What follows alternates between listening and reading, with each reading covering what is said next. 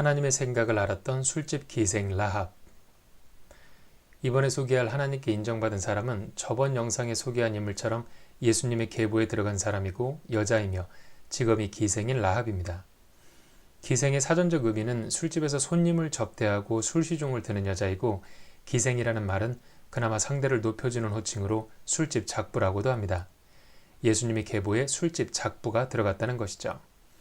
그럼 도대체 어떤 업적이 있길래 예수님의 계보에 이런 사람이 들어갔는지, 또 하나님은 어떤 점을 인정하셨는지 자세히 알아보겠습니다. 때는 이스라엘이 애굽의 노예 생활을 끝내고 가나안 땅, 지금의 팔레스타인 지역으로 이동하던 시기입니다. 애굽은 지금의 이집트를 말합니다. 하나님은 당시 가나안 땅에 거주하는 거민들을 몰아내고 이스라엘 민족에게 그 땅을 차지하라고 명령합니다. 그래서 이스라엘 민족은 순차적으로 그 땅을 정복해 나갔고, 라합은 이스라엘 민족이 정복하려 준비하던 여리고라는 지역에 거주하던 사람입니다. 이 여리고는 성을 높고 튼튼하게 지어서 외부 세력의 침입을 완벽히 막을 수 있었습니다. 성에 대해 간략히 설명하자면, 여리고 성은 외벽과 내벽 등 두 겹으로 되어 있으며, 외벽은 5m 정도 높이의 기초 성벽 위에 두께 2m, 높이 7m의 진흙벽돌 벽으로 세워졌다.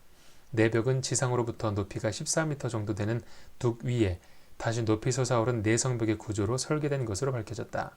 그야말로 난공불락의 구조를 지닌 이중성벽이었다.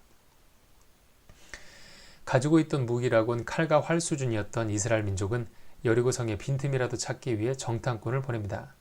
정탐꾼들은 여리고성 안에서 기생 라합의 집에 유숙했는데, 누군가 여리고 왕에게 정탐꾼들이 라합의 집에 있다고 말합니다. 여리고 왕은 군대를 데리고 라합에게 와서 정탐꾼들을 내놓으라고 하지만, 라합은 나는 그들이 누구인지 몰랐고 이미 떠났다고 말합니다. 그리고 떠난 지 오래되지 않아서 지금 따라가면 잡을 수 있으니 어서 쫓아가라고 합니다.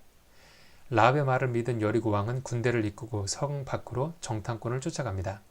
그러나 그때 정탐꾼들은 라합의 집 지붕에 숨어 있었습니다. 라합이 숨겨주었던 것입니다. 여리고 왕이 집을 뒤져서 정탐꾼들을 찾아냈다면 라합은 목이 날아갔을 겁니다.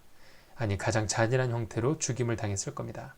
자신의 민족을 배신하고 정복하러 온 침략자들을 도왔기 때문입니다. 그럼 라합은 왜 이런 행동을 했을까요? 지붕에 숨어있던 정탐꾼들에게 라합은 이렇게 얘기합니다. 여호수아 2장 9절, 하나님이 이 땅을 너희에게 주신 줄을 내가 아노라. 라합은 하나님이 무슨 생각을 하고 있는지 알고 있었습니다. 즉, 라합은 하나님의 생각을 아는 사람입니다. 죄악이 가득한 여리고성과 자신의 민족이 이스라엘에 의해 멸망될 것을 알았던 겁니다. 다시 말하면 술집에서 술과 웃음을 파는 술집 작부가 하나님의 생각을 정확히 이해하고 있었다는 것입니다. 라합은 정탐꾼들에게 여리고성을 함락할 때 나와 내 가족들의 생명을 보존해달라 요구하고, 이스라엘 민족은 그 요구를 들어줍니다. 그리고 절대로 무너지지 않을 것이라 믿었던 여리고성은 하나님에 의해 한순간에 무너지고, 지켜보던 이스라엘 민족은 손쉽게 성을 함락시킵니다. 현대의 과학자들은 여리고성이 무너진 원인을 지진으로 추정합니다. 아무리 강한 성이라도 하나님이 땅을 흔들어버리면 모래성일 뿐이죠. 라합은 종교활동을 한 적이 없는 사람입니다. 단 한 번도 성전에서 신앙생활을 한 적이 없는, 술집에서 술 따르며 돈을 벌기 위해 흥을 돋구던 여자였습니다. 그러나 하나님은 직업이나 배경 따위는 전혀 고려하지 않고 오직 하나님이 지금 무슨 생각을 하는지 알고 그 생각에 철저히 순종했다는 이유로 선택하고 축복했습니다. 바꾸어 말하면 하나님이 무슨 생각을 하는지 모르고 자신의 생각대로 살아가는 사람은 어떤 배경이나 환경을 가졌든 선택하지 않습니다. 많은 크리스천들이 자신은 직업도 반듯하고 교회를 다니니까 당연히 하나님께 선택받았을 것이라 착각하며 살아갑니다. 단언컨대 하나님은 우리가 교회 간다고 기뻐하지 않습니다. 물론 신앙의 초보 단계일 때는 하나님을 알기 위해 교회 가서 예배하고 기도하는 걸 좋아하십니다. 그러나 교회 다닌 지 10년, 20년 됐는데 도대체 하나님이 무슨 생각을 하고 있는지, 자신에게 뭐라 말하는지도 모르는 대화가 안 되는 사람을 하나님은 분명히 싫어합니다. 입장 바꿔 생각해 보세요. 여러분이 자녀를 학교에 보냈는데 졸업을 못해요. 초등학교만 20년을 다녀요. 어떨 것 같으세요? 미치고 환장할 겁니다. 학교도 졸업해야 할 때가 있듯이 신앙도 졸업의 때, 완성의 때가 있습니다. 신앙의 졸업, 신앙의 완성이란 하나님이 원하시는 것을 정확히 알고 그것에 철저히 순종하는 수준의 인간이 되는 것입니다. 즉 하나님이 뭔 말을 하는지 알아듣고 순종하는 대화가 되는 인간이 되어야 하는 겁니다.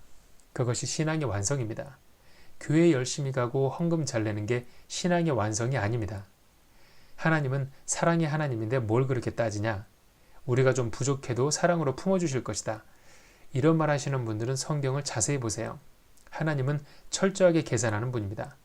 마태복음 25장 달란트 비유를 보면 주인에게 돈을 위탁받았던 두 종은 수익을 남겨서 주인에게 돌려주지만 돈을 가장 적게 위탁받은 세 번째 종은 주인에게 받은 돈을 땅에 묻어뒀다가 주인에게 원금만 돌려줍니다. 그런 행동을 한 종에게 주인은 이렇게 말합니다. 다른 종들은 열심히 일을 해서 이윤을 남겼지만 너는 이윤은커녕 이자도 남기지 못했다며 이 무익한 종을 바깥 어두운 데로 내어 쫓으라고 합니다. 일을 시켰는데 게으름과 나태함으로 시간을 허비하고 형편없는 결과를 가져오니 이 쓸모없는 종을 쫓아버리라고 하셨습니다. 사랑의 하나님이여, 착각하면 안 됩니다. 하나님은 냉정한 분입니다. 너는 능력이 부족하니 어쩔 수 없지라고 대충 넘어가 주지 않습니다. 하나님은 사랑이라는 막연한 근거로 오판하면 나중에 반드시 큰코 다칩니다. 하나님은 시간이 지나도 우리의 신앙이 완성되지 않으면 매우 실망합니다. 신앙의 완성이란 교회 열심히 가고 헌금 많이 내는 게 아닙니다. 교회 활동은 목사를 기쁘게 할 뿐이지 하나님과는 아무런 상관이 없습니다. 저번 영상에 이어 오늘 소개한 인물도 우리의 상식에 반하는 사람인데 하나님은 선택하셨습니다. 이런 선택을 하시는 하나님을 보고 우리는 하나님이 어떤 분인지 예측할 수 있어야 합니다. 하나님을 정확히 아는 것이 우리 인생의 가장 중요한 일입니다. 모르면 오판하게 되고 나중에 큰 후회를 하게 됩니다. 라합을 통해 우리가 기억해야 할 것은 하나님은 당신의 생각과 뜻을 알고 순종하는 사람을 선택한다는 것입니다. 다른 것은 아무것도 따지지 않습니다. 오직 하나님이 무슨 생각을 하는지 알고 그 생각에 완벽하게 순종하면 그 사람이 어떤 배경이나 환경을 가졌든 선택하고 축복합니다. 아무쪼록 여러분도 하나님이 원하시는 걸 정확히 알고 분별하여 라합처럼 하나님께 선택받는 축복의 사람이 되길 바랍니다.